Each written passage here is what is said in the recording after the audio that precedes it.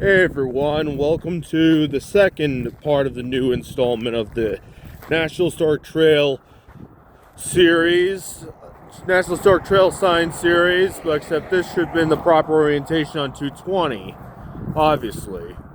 You got Oregon, California, Mormon Pioneer, and Pony Express.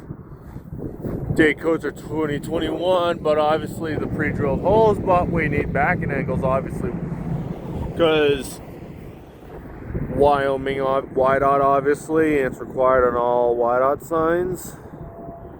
So you got HIP 3M HIP reflective sheeting on what appears to be 0.125 gauge aluminum.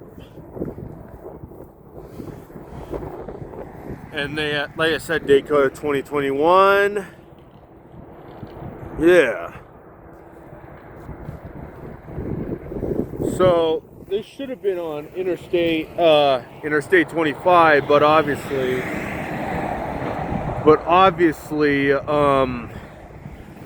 MUTCD regulations obviously have changed, and now this, like I said, this is the new stuff, but it's also standardized in the new MUTCD, the 11th edition, which is I respect these, but I miss the original ones that YDOT owned for a time and a half.